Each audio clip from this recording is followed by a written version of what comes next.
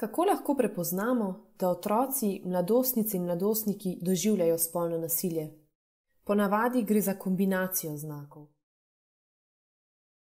Spremenijo lahko svoje vedenje, na primer se umaknejo vase, delujejo odsotno, zmedeno, so nemirni, razdražljivi, se manj družijo s prijatelji in prijateljicami, lahko bežijo od doma, se zatekajo odvisnosti, imajo samomorilne misli ali poskušajo storiti samomor.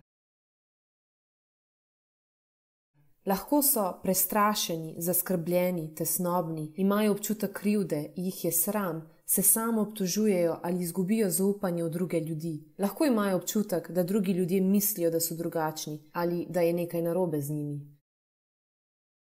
Lahko spremenijo odnos do šole, popustijo pri šolskem delu, učni uspeh se lahko poslabša ali pa ne želijo več hoditi v šolo.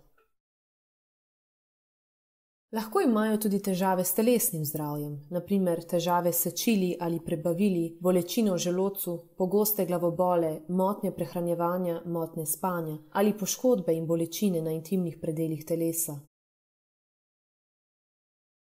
Posledica spolnega nasilja so lahko spolno prenosljive okužbe, pri mladostnicah tudi nosečnost. Zaupnim osebam lahko omenijo, da se jim nekaj dogaja, a tega ne opredelijo nujno kot nenavadno ali neprijetno. Lahko govorijo o tem, da se prijateljici ali prijatelju dogaja nekaj hudega. Nekateri se izogibajo dotikom ali določenim osebam, lahko se bojijo sleči ali pa se slečejo v neprimernih situacijah, lahko jim je nelagodno v določenem telesnem položaju. O spolnosti in spolnih organih govorijo na način, ki je morda neobičajen za njihovo starost oziroma je nenavaden. Na primer, zbijajo šale na temo spolnosti. Lahko kažejo pretirano zanimanje za spolne organe, spolne odnose ali druge spolne aktivnosti. Tudi sami lahko začnejo uporabljati spolno nasilje v odnosu do drugih. Včasih se znaki oziroma posledice spolnega nasilja pokažejo šele po določenem času in ne nujno takoj ali kmalu po izkušnji oziroma izkušnjah spolnega nasilja.